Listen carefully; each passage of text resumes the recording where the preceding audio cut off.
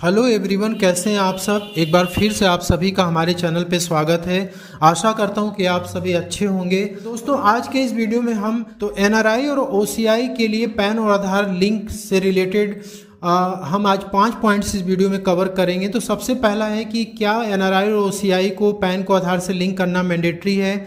Second question है कि क्या एनआरआई और ओसीआई को अपना रेजिडेंशियल स्टेटस इंटीमेट करना जरूरी होता है। थर्ड है कि 1 जुलाई 2023 से एनआरआई और ओसीआई का पैन इन ऑपरेटिव क्यों हो गया। फोर्थ रहेगा कि एनआरआई और ओसीआई अपने इन ऑपरेटिव पैन पे क्या आईटीआर फाइल कर सकते हैं। और फिफ्थ पॉइंट रहेगा कि यदि एनआरआई और ओसीआई का पैन इन ऑपरेटिव कैटेगरी में चला गया तो वो किस तरीके से इसे कन्वर्ट कर सकते हैं ऑपरेटिव कैटेगरी में। सबसे पहला क्वेश्चन है कि क्या एनआरआई और ओसीआई को पैन से आधार लिंक करना मैंडेटरी है। तो मैं इनकम टैक्स की वेबसाइट पे आपको लेकर के आया हूं और यहाँ पे मैं आपको एक नोटिफिकेशन नंबर आपको दिखाना चाहूँगा कि नोटिफिकेशन नंबर 37/2017 जो कि 11 मई 2017 को इनकम टैक्स डिपार्टमेंट के द्वारा जारी किया गया था। और इसमें ये बताया गया था कि यदि आप एनआरआई हैं या फिर आप जो है ओसीआई हैं, यानी overseas citizen of India, not a citizen of India, ठीक है। यदि आपको बाहर की नागरिकता मिल चुकी है तो आप तो इंडिया के सिटीजन नहीं रहे ना, तो इन दोनों लोगों को पैन से आधार को लिंक करना मैंडेटरी नहीं था, ठीक है। और ये एग्जेम्प्ट किए गए थे, ठीक। तो एनआरआई और ओसीआई को पैन से आधार लिंक करना मैंडेटरी नहीं है, ठीक है। लेकिन यदि उनके पास पैन और आधार है तो वो लिंक कर सकते हैं। सेकेंड क्वेश्चन है कि क्या एनआरआई और ओसीआई को अपना रेजिडेंशियल स्टेटस इंटीमेट करना होता है। रेजिडेंशियल स्टेटस के इंटीमेशन के लिए मैं आपको इनकम टैक्स डिपार्टमेंट की एक ट्वीट दिखाना चाहूँगा। यहाँ पे देखिए लिखा है साफ साफ कि income tax department has mapped the residential status of NRI in case they have filed the ITR in any of the last 3 assessment year. मतलब कि आप पिछले 3 सालों में यदि आपने अपनी आईटीआर को फाइल करी है तो आपको आईटीआर में ही रेजिडेंशियल स्टेटस मैप किया गया है और वहां से ही आप जो है अपना इंटीमेशन दे सकते थे।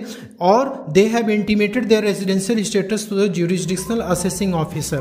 यदि आपने अपने आईटीआर में रेजिडेंशियल स्टेटस सेलेक्ट नहीं किया तो आपको ज्यूरिसडिक्शनल असेसिंग ऑफिसर को इसका इंटीमेशन देना था। यदि आप एनआरआई और ओसीआई हैं तो आप अपने इनकम टैक्स रिटर्न में किस तरीके से आप अपने रेजिडेंशियल स्टेटस को इंटीमेट कर सकते हैं। तो उसके लिए जब आप अपनी आईटीआर को फाइल करते हैं तो आप जो है समरी वाले शेड्यूल में आते हैं। पहला शेड्यूल जो जनरल इन्फॉर्मेशन का होता है, यहीं से जाकर के आप अपना रेजिडेंशियल स्टेटस आप इंटीमेट कर सकते हैं। तो यहाँ पे आपको क्लिक करना है। क्लिक करने के बाद आप यहाँ पे नीचे आ जाएंगे और यहाँ पे फाइलिंग स्टेटस पे आप क्लिक करते हैं और इस पे आपको क्लिक करना है और यहाँ पे नीचे की तरफ आप आ जाएंगे तो देखिए यहाँ लिखा हुआ है रेजिडेंशियल स्टेटस इन इंडिया।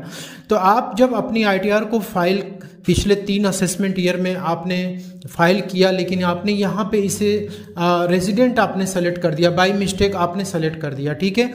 तो आपको यहाँ पे क्या करना है कि आपको नॉन रेजिडेंट सेलेक्ट करना है। यदि आप एनआरआई हैं तो आपको नॉन रेजिडेंट सेलेक्ट करना है और यहाँ पे आपको यू आर और non resident during the previous year. तो जिस प्रीवियस ईयर के लिए आप आईटीआर फाइल कर रहे हैं तो पिछले 3 असेसमेंट ईयर में भी आपने यदि आईटीआर फाइल की होगी तो आपको इस तरीके से अपना रेजिडेंशियल स्टेटस इंटीमेट करना था। और यहाँ पे आपको सेलेक्ट करने के बाद आपको ज्यूरिसडिक्शन ऑफ रेजिडेंस यहाँ से सेलेक्ट करना था, मतलब किस कंट्री में आपकी रेजिडेंस है वो कंट्री आपको यहाँ पे सेलेक्ट करना था। तो यहाँ पे देखिए कई सारी कंट्री यहाँ पे आ जाती है और इसके बाद कंट्री सेलेक्ट करने के बाद यहाँ पे आपको उस कंट्री का टैक्स आइडेंटिफिकेशन नंबर इंटर करना होता है। तो यहाँ पे आप टैक्स आइडेंटिफिकेशन नंबर इंटर करते हैं। यहाँ मान लीजिए कि आपको टैक्स आइडेंटिफिकेशन नंबर अलॉट नहीं हुआ है तो उस केस में आपको अपना पासपोर्ट नंबर और उसके साथ में कंट्री का नेम आपको यहाँ पे इंटर करना होता है, ठीक है। तो और दूसरी बात ये कि यहाँ पे देखिए लिखा हुआ कि in case you are a citizen of India और a person of Indian origin please specify. तो यदि आप सिटीजन ऑफ इंडिया हैं या फिर आप पर्सन ऑफ इंडियन ओरिजिन है लेकिन आप फॉरेन कंट्री में आप गए थे एम्प्लॉयमेंट पर्पस के लिए, बिजनेस पर्पस के लिए, जॉब पर्पस, जिस रीजन से आप बाहर गए थे लेकिन आप इंडिया में ड्यूरिंग द प्रीवियस ईयर आप आए तो आप कितने दिन इंडिया में रहे वो आपको यहाँ पे स्पेसिफाई करना होता है। और इसके बाद पिछले 4 प्रीसीडिंग ईयर्स में आप कितने दिन इंडिया में स्टे किए वो भी लिखना होता है, ठीक है।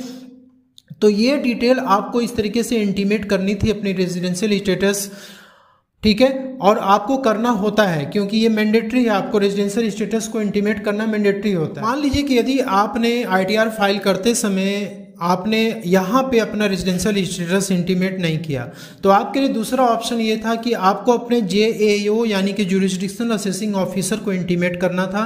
तो आप इनकम टैक्स ई पोर्टल पे आते हैं और यहाँ पे आने के बाद आपको सीधे नीचे की तरफ चले आना है और यहाँ पे आप देख सकते हैं आपको नो योर AO पे आपको क्लिक करना है। यहाँ से आपको ज्यूरिसडिक्शनल असेसिंग ऑफिसर का एड्रेस मिलेगा, ठीक है। तो आपको इस पे क्लिक करना होता है। यहाँ पे आपको पैन नंबर अपना इंटर करना है और कोई भी मोबाइल नंबर जो एक्टिव हो, क्योंकि OTP जाएगा, ये आपको इंटर करना होता है। आपके मोबाइल नंबर पे एक OTP जाएगी और आपको यहाँ पे इंटर करना होता है। इंटर करने के बाद आपको यहाँ पे वैलिडेट बटन पे क्लिक करना हो। वैलिडेट पे जैसे आप क्लिक करेंगे तो देखिए यहाँ पे आपका ज्यूरिसडिक्शनल डिटेल्स आ जाता है, एरिया कोड आता है, AO type, range code, AO number और यहाँ पे टैक्स पेयर का ज्यूरिसडिक्शन यानी कि आपका ज्यूरिसडिक्शन आ जाएगा, एड्रेस आ जाएगा। तो यहाँ पे जाकर के अपने ज्यूरिसडिक्शनल ऑफिसर को आपको अपना रेजिडेंशियल स्टेटस इंटीमेट करना होता है। तो ये दो तरीके से आपको अपना रेजिडेंशियल स्टेटस इंटीमेट करना जरूरी। थर्ड क्वेश्चन में है कि NRI और OCI का पैन 1 जुलाई 2023 से क्यों इनऑपरेटिव हो गया। हम लोगों ने अभी देखा था कि इनकम टैक्स डिपार्टमेंट का जो नोटिफिकेशन आया था उसमें मेंशन किया गया था कि NRI और OCI को पैन से आधार लिंक करना मैंडेटरी नहीं है, ठीक है। लेकिन फिर भी इनका पैन इनऑपरेटिव क्यों हो गया। जो नॉर्मल सिटीजन थे उनका पैन और आधार लिंक नहीं था तो उनका इनऑपरेटिव हो गया, तो समझ में आता है। लेकिन इन लोगों का क्यों इनऑपरेटिव हो गया, देखिए यहाँ पे लिखा हुआ है in case any of the above mention criteria is not met. तो यदि आपने इन दोनों में से एक भी क्राइटेरिया को मेट नहीं किया, मतलब कि ना तो आप ज्यूरिसडिक्शनल ऑफिसर के पास इंटीमेशन दिए और ना ही आपने अपने ITR में इंटीमेशन दिया, तो इस रीजन की वजह से आपका जो रेजिडेंशियल स्टेटस था वो रेजिडेंट रह गया। इनकम टैक्स के डाटाबेस में आप रेजिडेंट रह गए। इसके वजह से क्या हुआ कि PAN have been rendered inoperative. इसकी वजह से आपका पैन क्या हो गया, इनऑपरेटिव हो गया। इसके बाद यहाँ पे देखिए लिखा हुआ है कि जो लोग OCI या फॉरेन सिटीजन थे उन लोगों ने यदि न्यू पैन के लिए अप्लाई किया और उन्होंने अपना रेजिडेंशियल स्टेटस को ना तो करेक्ट किया ना ही अपडेट किया ज्यूरिसडिक्शनल असेसिंग ऑफिसर को, और ना ही उन्होंने पिछले 3 साल से अपनी ITR फाइल करी है। उनको पैन नंबर तो मिल चुका है लेकिन वो अपनी ITR को फाइल नहीं किए पिछले 3 असेसमेंट ईयर में, तो ऐसे लोगों का भी पैन क्या हो गया, इनऑपरेटिव की कैटेगरी में चला। फोर्थ क्वेश्चन है कि कैन NRI और OCI file ITR on inoperative PAN. देखिए यहाँ पे लिखा हुआ it is clarified that an inoperative PAN is not an inactive PAN. बहुत सारे लोगों को ये मिसअंडरस्टैंडिंग थी कि इनऑपरेटिव पैन हो चुका है तो इसका मतलब वो इनएक्टिव हो गया, लेकिन ऐसा नहीं है। और यहाँ पे देखिए लिखा हुआ है कि यदि आपका पैन इनऑपरेटिव हो चुका है तो आप क्या कर सकते हैं, 1 में file the income tax return, ठीक है। तो ना केवल NRI और OCI अपनी ITR को फाइल कर सकते हैं बल्कि नॉर्मल सिटीजन भी जो है अपनी ITR को फाइल कर सकता है यदि आप उसका पैन इनऑपरेटिव हो चुका है तो। लेकिन आपका पैन यदि इनऑपरेटिव हो चुका है और तो आप अपनी ITR को तो फाइल कर सकते हैं, लेकिन उसके बाद उसको ऑपरेटिव कराना आपके लिए जरूरी है। यदि आप ऑपरेटिव नहीं कराएंगे तो आपको देखिए यहाँ पे कॉन्सिक्वेंसेस फेस करने होंगे। आप ITR फाइल करेंगे, उसमें आपका कुछ रिफंड बनेगा, ठीक है, आपका कुछ TDS वगैरह कटना होगा, तो उसका जो कॉन्सिक्वेंसेस है आपको फेस करना होगा। जैसे कि आप देख सकते हैं यहाँ पे कि pending refunds and interest on such refunds will not be issue to the inoperative PAN. तो आपका पैन यदि इनऑपरेटिव हो जाएगा तो आपको रिफंड वगैरह आपके ITR में क्लेम नहीं होगा, ना ही आपको उस पर इंटरेस्ट वगैरह मिलेगा। और आपका TDS वगैरह यदि कटता है तो बिल्कुल ही वो हायर रेट से कटेगा इनऑपरेटिव पैन के केस में। TCS भी आपका हायर रेट से कटेगा इनऑपरेटिव पैन के केस में। तो ये सारे कॉन्सिक्वेंसेस आपको फेस करने पड़ सकते हैं, इसलिए आप अपनी ITR को फाइल करिए और साथ में जो है अपने inoperative pan co operative category में ले आइए। फर्स्ट क्वेश्चन है कि NRI और OCI यदि उनका पैन इनऑपरेटिव हो चुका है तो क्या वो अपने इनऑपरेटिव पैन को ऑपरेटिव में कन्वर्ट करा सकते हैं। तो आंसर इज यस। अगेन फिर से मैं ट्वीट दिखाना चाहूँगा कि इनकम टैक्स डिपार्टमेंट ने देखिए यहाँ पे क्लेरिफाई किया हुआ है कि आपका पैन यदि इनऑपरेटिव हो चुका है तो देखिए लिखा हुआ है कि the NRI whose PAN are inoperative are requested to intimate their residential status to the respective JAO along with the supporting documents।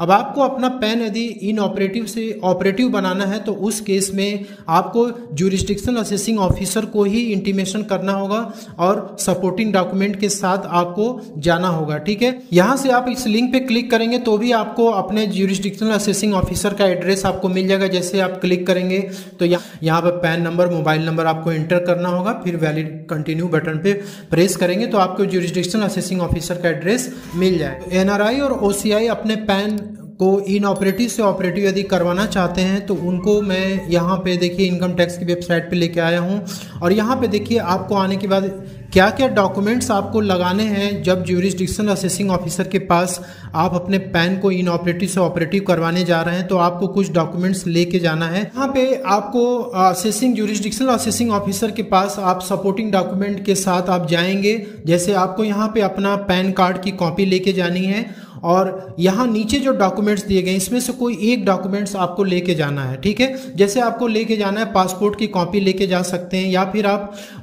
Person of Indian origin है तो उसका एक कार्ड आपको गवर्नमेंट ऑफ इंडिया ने इशू किया होगा, उसकी copy लेके जा सकते हैं। या फिर आपको ओवरसीज सिटीजन ऑफ इंडिया के केस में एक कार्ड गवर्नमेंट ऑफ इंडिया ने इशू किया होगा तो उसकी एक कॉपी आप लेके जा सकते हैं। या फिर आपको कोई कॉपी ऑफ अदर नेशनल और सिटीजनशिप आइडेंटिफिकेशन नंबर और tax identification number duly attested by apostille, तो यहाँ पे इंडियन एम्बेसी ये जो है आपको टैक्स आइडेंटिफिकेशन नंबर की कॉपी या फिर सिटीजनशिप आइडेंटिफिकेशन की कॉपी भी आप ले करके जा सकते। दोस्तों आई होप कि मैं एनआरआई और ओसीआई से रिलेटेड जो भी पैन आधार लिंकिंग से लेकर के आपके मन में डाउट था वो मैंने क्लियर किया होगा और आपके जो भी कंफ्यूजन क्वेरी है आप पूछ सकते हैं। वीडियो कैसी लगी कमेंट बॉक्स में लिख के जरूर बताइएगा। मिलते हैं नेक्स्ट वीडियो में, तब तक के लिए जय हिंद जय Bharat. Thank you so much for watching this video.